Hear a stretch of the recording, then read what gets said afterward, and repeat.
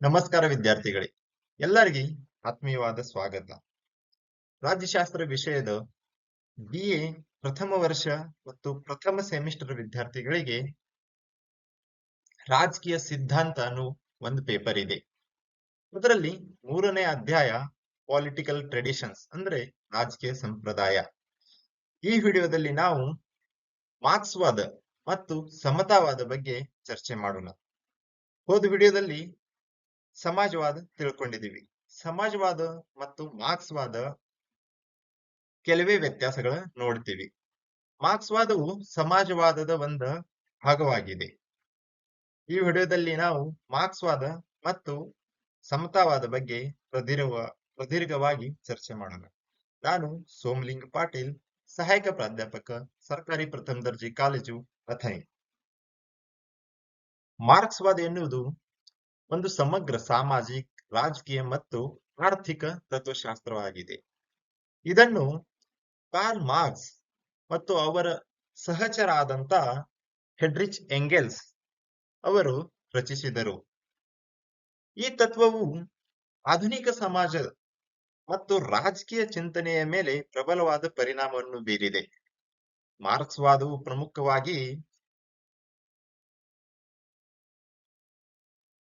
ಬಡವರು ಮತ್ತು ಶ್ರೀಮಂತರ ನಡುವಿನ ವರ್ಗ ಹೋರಾಟವನ್ನು, ಪರಕೀಯತೆ, ಐತಿಹಾಸಿಕ ಭೌತವಾದ, ಬಂಡವಾಳಶಾಹಿ ಎಂಬ ಆರ್ಥಿಕ ವ್ಯವಸ್ಥೆಯ ಟೀಕೆಯನ್ನು ಹಾಗೂ ಸಮಾನತೆಯ ಆಧಾರಿತ, ವರ್ಗರಹಿತ ಮತ್ತು ರಾಜ್ಯರಹಿತ ಆದ ಸಮತಾವಾದಿ ಸಮಾಜ ಅಂದ್ರೆ ಕಮ್ಯುನಿಸಂ ಎಂಬ ಗುರಿಯನ್ನು ಪ್ರತಿಪಾದಿಸುತ್ತದೆ.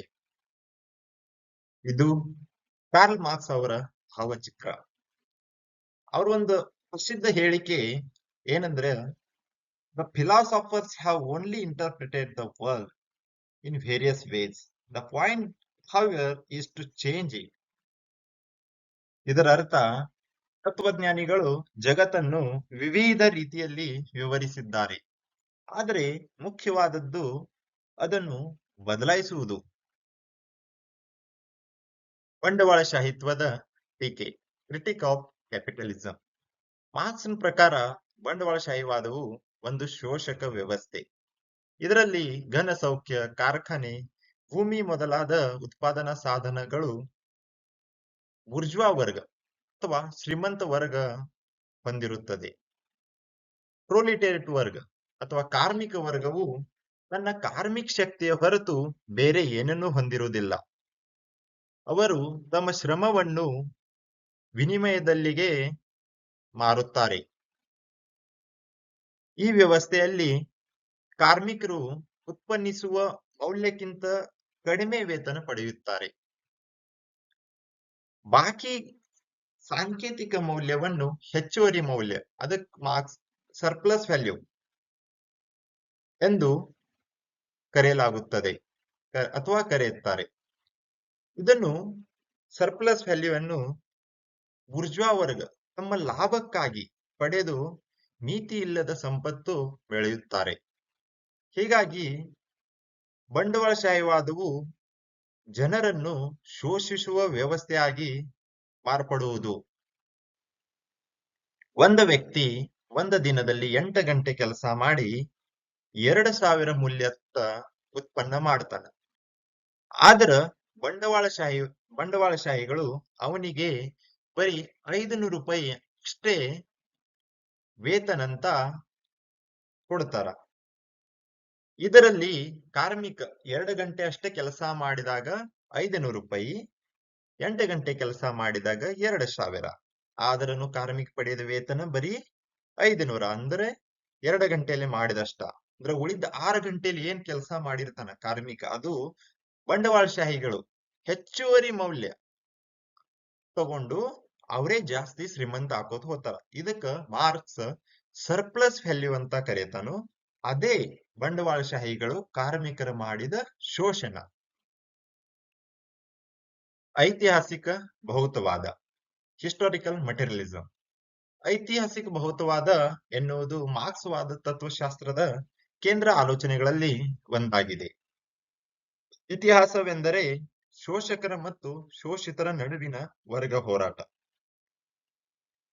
ಐತಿಹಾಸಿಕ ಬದಲಾವಣೆಯು ಮುಖ್ಯವಾಗಿ ಉತ್ಪಾದನಾ ಶಕ್ತಿಗಳು ಅಂದ್ರೆ ತಾಂತ್ರಿಕ ಅಭಿವೃದ್ಧಿ, ಟೆಕ್ನಾಲಜಿಕಲ್ ಡೆವಲಪ್ಮೆಂಟ್ ಮತ್ತು ಸಾಮಾಜಿಕ ಸಂಬಂಧಗಳ ನಡುವಿನ ಸಂಘರ್ಷದಿಂದ ಉಂಟಾಗುತ್ತದೆ ಎಂದು ಮಾರ್ಕ್ಸ್ ಅವರು ನಂಬಿದ್ದರು.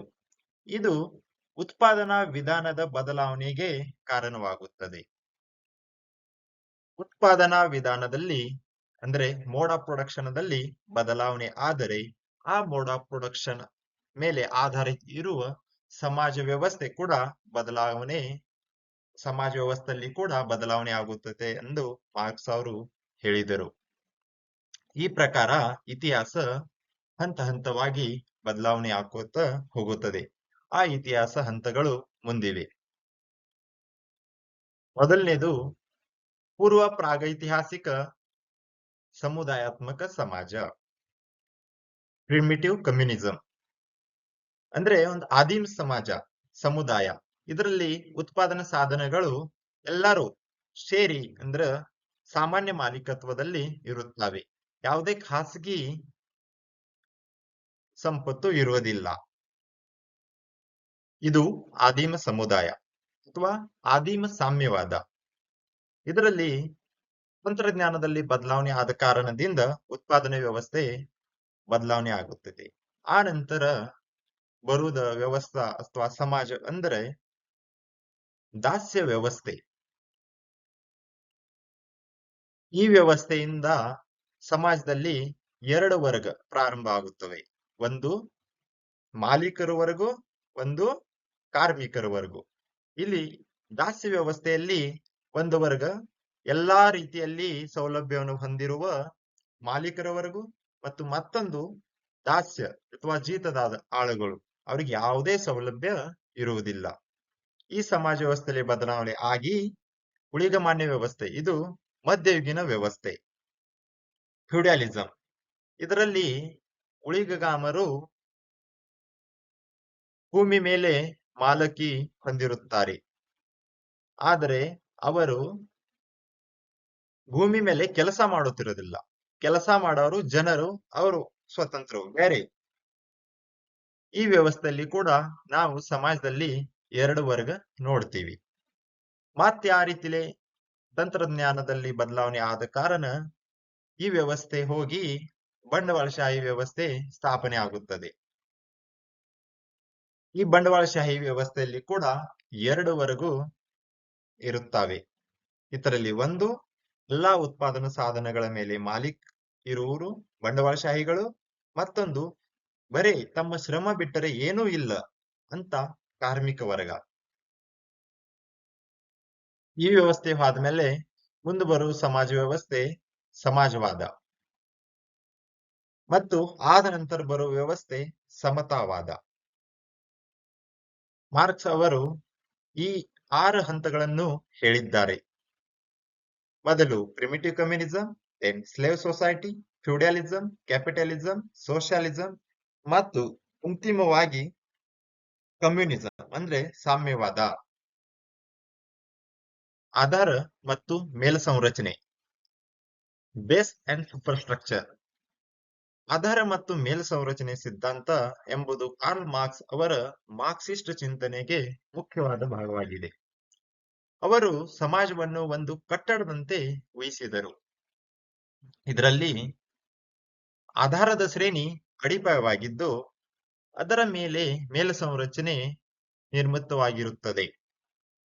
ಈ ಶ್ರೇಣಿಗಳ ಪೈಕಿ ಆಧಾರ ಅಂದರೆ ಸಮಾಜದ ಆರ್ಥಿಕ ಉತ್ಪಾದನಾ ವ್ಯವಸ್ಥೆ. ಈ ಆಧಾರದ ಮೇಲೆ ನಿರ್ಮಾಣ ಆಗಿರುವ ಮೇಲ್ಸಂರಚನೆ. ಇದರೊಳಗೆ ಧರ್ಮ, ರಾಜಕೀಯ ವ್ಯವಸ್ಥೆ, ಶಿಕ್ಷಣ ಸಂಸ್ಥೆಗಳು, ಕಾನೂನುಗಳು, ವ್ಯಾಖ್ಯಾನಗಳು, ಕಲೆ, ರಾಷ್ಟ್ರೀಯತೆ, ಸಂಸ್ಕೃತಿ ಇತ್ಯಾದಿ ಸೇರಿವೆ. ಆಧಾರ ಮುಖ್ಯವಾಗಿ ಉತ್ಪಾದನಾ ವಿಧಾನ ಮ್ಯಾಗೆ ಅಂದ್ರೆ ಮೋಡ್ ಆಫ್ ಪ್ರೊಡಕ್ಷನ್ ಮ್ಯಾಗೆ ಆಧಾರಿತವಾಗಿದೆ. ಈ ಮೋಡ್ ಆಫ್ ಪ್ರೊಡಕ್ಷನ್ವು ಎರಡು ಘಟಕಗಳ ಮೇಲೆ ಆಧಾರಿತವಾಗಿದೆ. ಒಂದು ಫೋರ್ಸಸ್ ಆಫ್ ಪ್ರೊಡಕ್ಷನ್ ಅಂದ್ರ ಉತ್ಪಾದನಾ ತಂತ್ರಗಳು, ಮತ್ತೊಂದು ಉತ್ಪಾದನಾ ಸಂಬಂಧಗಳು ಅಂದ್ರೆ relations of production. Force of production ದಲ್ಲಿ ಎರಡು ಘಟಕಗಳು. ಇದರಲ್ಲಿ ಒಂದು ಉತ್ಪಾದನಾ ಸಾಧನ, ಮತ್ತೊಂದು ಉತ್ಪಾದನಾ ತಂತ್ರಜ್ಞಾನ.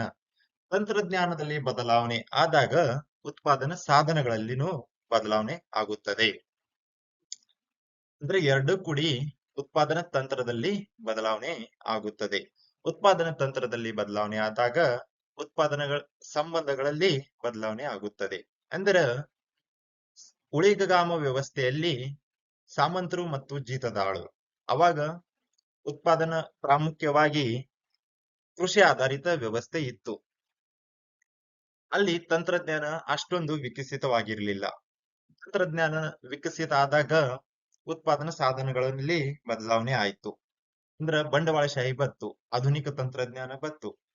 ಅವಾಗ ಉತ್ಪಾದನಾ ಸಂಬಂಧಗಳನ್ನು ಬದಲಾವಣೆ ಆದವು. ಅಂದ್ರ ಒಂದು ವ್ಯವಸ್ಥೆ ಹೋಗಿ ಉಳಿಗಾಮ ವ್ಯವಸ್ಥೆ ಹೋಗಿ ಬಂಡವಾಳಶಾಹಿ ವ್ಯವಸ್ಥೆ ಬತ್ತು.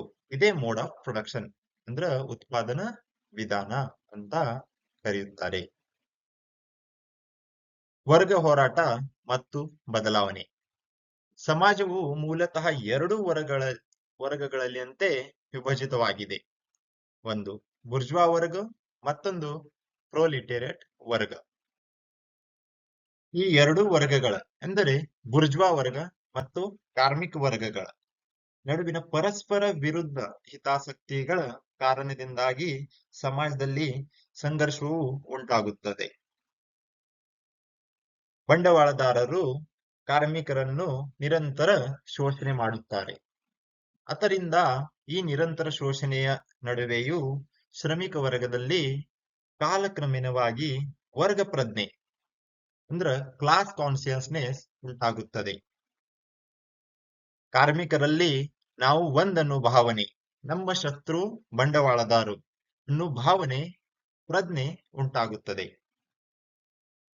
ನಮ್ಮ ಶೋಷಣೆಯಿಂದ ನಾವು ಮುಕ್ತ ಆಗಬೇಕಂದರೆ ನಾವು ಬಂಡವಾಳಶಾಹಿನೇ ಉರುಳಿಸಬೇಕು ಅನ್ನೋ ವಿಚಾರಕ್ಕೆ ಕಾರ್ಮಿಕರು ಮುಂದಾಗುತ್ತಾರೆ.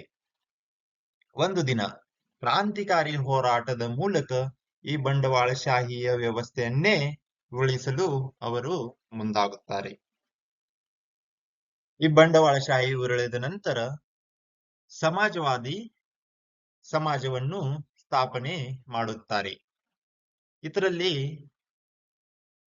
According to each from his ability to each for his work. ಈ ತತ್ವವನ್ನು ಈ ಸಮಾಜವಾದಿ ವ್ಯವಸ್ಥೆಯಲ್ಲಿ ಪ್ರಸ್ತಾಪನೆ ಆಗುತ್ತದೆ. ಆದರೂ ಇದು ಅಂತಿಮ ಸಮಾಜ ವ್ಯವಸ್ಥೆ ಅಲ್ಲ. ಅವರ ಪ್ರಕಾರ ಸಮಾಜವಾದ ಹೋಗಿ ಒಂದು ಸಮತಾವಾದಿ ಸಮಾಜ ಎಂದರೆ ಕಮ್ಯುನಿಸಂ ಬರುತ್ತದೆ. ಪರಕೀಯತೆ ಅಲಿನೇಷನ್. ಕಾರ್ಲ್ ಮಾರ್ಕ್ಸ್ ಅವರ ಸಿದ್ಧಾಂತ ಒಬ್ಬ ವ್ಯಕ್ತಿ ತನ್ನ ಕೆಲಸ, ಅದರ ಫಲಿತಾಂಶ, ಸಹೋದ್ಯೋಗಿಗಳು ಮತ್ತು ತನ್ನ ಮೂಲ ಮಾನವೀಯ ಸಾರದಿಂದ ದೂರ ಸರಿಯುವುದನ್ನು ಪರಕೀಯತೆ ಎಂದು ವಿವರಿಸುತ್ತದೆ. ಈ ಪರಕೀಯತೆಯು 4 ಹಂತದಲ್ಲಿ ನಾವು ನೋಡಬಹುದು. ಒಂದು ಉತ್ಪನ್ನದಿಂದ ಪರಕೀಯತೆ. ಕಾರ್ಮಿಕರು ತಾವು ಉತ್ಪಾದಿಸುವ ವಸ್ತುವಿನ ಮೇಲೆ ಮಾಲೀಕತ್ವವನ್ನು ಹೊಂದಿರುವುದಿಲ್ಲ ಮತ್ತು ಅಂತಿಮ ವಸ್ತುವಿನ ಬಗ್ಗೆ ಅವರಿಗೆ ಅರಿವಿರುವುದಿಲ್ಲ. ಇಲ್ಲಿ ವಸ್ತುಗಳ ಸ್ಪೆಷಲೈಸೇಷನ್ ಆಗಿರ್ತೈತಿ. ಅಂದ್ರ ಒಬ್ಬ ಬರೀ ಒಂದು ಕಾಲರ್ ಅಥವಾ ಬಟ್ಟೆದಿಂದ ಒಂದು ಬಟ್ಟೆಗಳ ಉದಾಹರಣೆಗೆ ಒಂದು ಭಾಗ ಅಷ್ಟೇ ನಿರ್ಮಾಣ ಮಾಡುತ್ತಾನೆ. ಸಂಪೂರ್ಣ ಬಟ್ಟೆ ಒಂದ ವ್ಯಕ್ತಿ ಹೊಲಿಯುವುದಿಲ್ಲ. ದೊಡ್ಡ ದೊಡ್ಡ ಕಾರ್ಖಾನೆಯಲ್ಲಿ ಈ ತರ ಉತ್ಪಾದನೆ ಆಗುತ್ತದೆ. ಇದರಲ್ಲಿ ವ್ಯಕ್ತಿಗೆ ಅಥವಾ ಕಾರ್ಮಿಕನಿಗೆ ಅವನು ಒಂದು ಪೂರ್ಣ ವಸ್ತು ನಿರ್ಮಾಣ ಮಾಡಿದ ಸುಖ ಸಿಗುವುದಿಲ್ಲ. ಅದರಿಂದ ಅವನು ತನ್ನ ಮಾಡಿದ ಉತ್ಪನ್ನದಿಂದನೇ ದೂರ ಆಗುತ್ತಾನೆ. ಎರಡನೇದು ಕೆಲಸದ ಪ್ರಕ್ರಿಯೆಯಿಂದ ಪರಕೀಯತೆ. ಬಂಡವಾಳಶಾಹಿ ವ್ಯವಸ್ಥೆಯಲ್ಲಿ ಕಾರ್ಮಿಕರು ಪುನರಾವರ್ತಿ ಕೆಲಸವನ್ನು ಮಾಡುತ್ತಾರೆ. ಅದರಿಂದ ಕಾರ್ಮಿಕರಿಗೆ ಯಾವುದೇ ಸಂತೋಷ ತಮ್ಮ ಕೆಲಸದಲ್ಲಿ ಸಿಗುವುದಿಲ್ಲ. ಮೂರನೇ ಹಂತ ಸಹೋದ್ಯೋಗಿಗಳಿಂದ ಪರಕೀಯತೆ. ಇಲ್ಲಿನ ವಿಭಜಿತ ಶ್ರಮ ವ್ಯವಸ್ಥೆಯಲ್ಲಿ ಕಾರ್ಮಿಕರು ಪರಸ್ಪರ ಸಂಬಂಧ ಕಳೆದುಕೊಳ್ಳುತ್ತಾರೆ. ಅವರಿಗೆ ತಮ್ಮ ಸಹೋದ್ಯೋಗಿಗಳ ಬಗ್ಗೆ ಆಸಕ್ತಿ ಇರುವುದಿಲ್ಲ ಮತ್ತು ಒಂದು ಐಕ್ಯತೆ ಅಥವಾ ಸಹಾನುಭೂತಿ ಕೂಡ ಇರುವುದಿಲ್ಲ.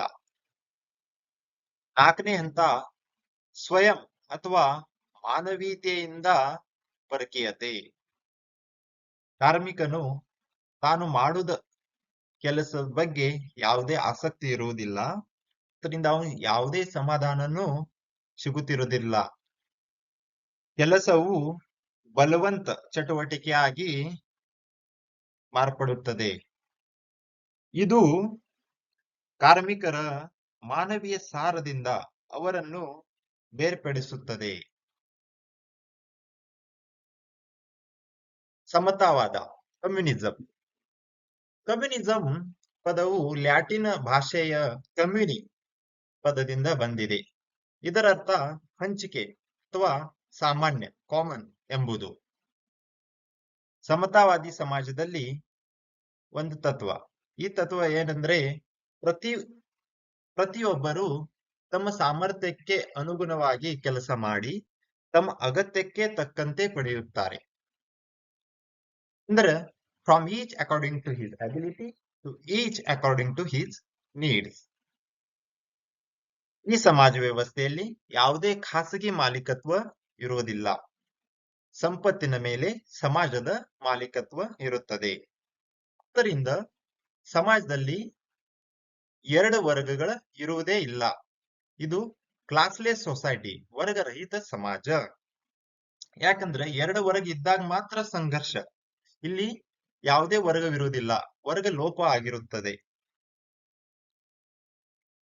ಈ ವ್ಯವಸ್ಥೆಯಲ್ಲಿ ರಾಜ್ಯ ಕೂಡ ಇರುವುದಿಲ್ಲ. ಯಾಕಂದ್ರೆ ಮಾರ್ಕ್ಸ್ ಅವರ ಪ್ರಕಾರ ರಾಜ್ಯ ಕೂಡ ಬಂಡವಾಳಶಾಹಿ ವರ್ಗದ ಸಾಧನವಾಗಿದೆ. ಇದು ರಾಜ್ಯ ಬಂಡವಾಳಶಾಹಿ ವರ್ಗಗಳ ಅಥವಾ ಬಂಡವಾಳಶಾಹಿಗಳ ಹಿತಾಸಕ್ತಿನೇ ಎತ್ತಿ ಹಿಡಿಯುತ್ತದೆ. ಈ ಸಮಾಜವಾದಿ ವ್ಯವಸ್ಥೆಯಲ್ಲಿ ಬಂಡವಾಳಶಾಹಿ ವರ್ಗವೇ ಇರುವುದಿಲ್ಲ. ಅದರಿಂದ ಅವರ ಹಿತಾಸಕ್ತಿ ಕಾಪಾಡುತ್ತಿರುವ ರಾಜ್ಯದ ಅವಶ್ಯಕತೆನೇ ಉಳಿದಿಲ್ಲ. ಆದ್ದರಿಂದ ರಾಜ್ಯ ನಷ್ಟವಾಗಿ ಹೋಗುತ್ತದೆ. ಅಂದ್ರೆ ಇದು ರಾಜ್ಯರಹಿತ ಸಮಾಜ. ಅಂದ್ರೆ ಒಟ್ಟಾಗಿ ಇದು ವರ್ಗವಿಹೀನ, ರಾಜ್ಯವಿಹೀನ ಮತ್ತು ಪ್ರತಿಯೊಬ್ಬರು ಸಮತಾ ಆಧಾರಿತ ವ್ಯಕ್ತಿಗಳ ಇರುವ ಸಮಾಜ ವ್ಯವಸ್ಥೆಯನ್ನು ಕಮ್ಯುನಿಸಂ ಅಥವಾ ಸಮತಾವಾದಿ ಸಮಾಜ ಪ್ರತಿನಿಧಿಸುತ್ತದೆ. ಧನ್ಯವಾದಗಳು.